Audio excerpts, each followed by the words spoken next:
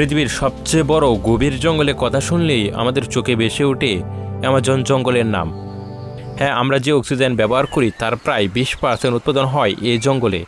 এই জঙ্গল আমাদের যেমন উপকার করে চলছে, তেমনি এতে রয়েছে নানা ভয়ঙ্কর চমকে দেওয়ার মতো নানা রহস্য। অ্যামাজন জঙ্গলে রয়েছে পৃথিবীর অন্যতম সবচেয়ে বড় সাপ গ্রিন অ্যানাকোন্ডা। 8 থেকে 10 জন মানুষের মতো লম্বা এই সাপ হরিণ সহ নানা প্রাণী শিকার করে।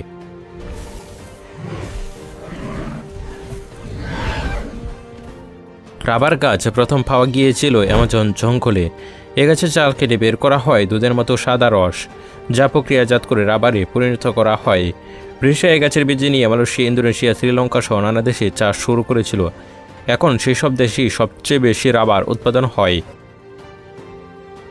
অ্যামাজন জঙ্গল এতটাই ঘন যে বৃষ্টি শুরু হলেও পানির ফোঁটা মাটিতে পড়তে প্রায় 10 মিনিট সময় লাগে। এই জঙ্গলে রয়েছে পিরানহা নামক এক ভয়ঙ্কর মাছ। এরা 1 থেকে 2 মিনিটে এক বিশাল হাতিকেও খেয়ে ফেলতে পারে। সবচেয়ে ভয়ঙ্কর হলো লাল পিরানহা। স্থানীয়রা একে নদীর নেকড়ে বলেও ডাকে।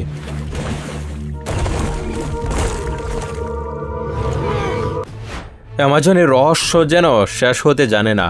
2004 সালে ব্রাজিলের FUNAI এর একটি অভিযানে হেলিকপ্টার দিয়ে অ্যামাজনের এক উপজাতির গ্রাম আকাশ থেকে পর্যবেক্ষণ করে।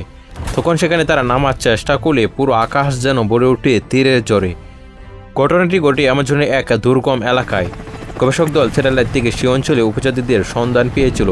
তারা ভেবেছিল আকাশপথে নামলে নিরাপদে থাকবে, কিন্তু যখন উপজাতিরা দেখল হেলিকপ্টার তাদের অঞ্চলের উপর, তখনই উপজাতি যোদ্ধারা যাকে যাকে তীর ছুড়তে শুরু করে।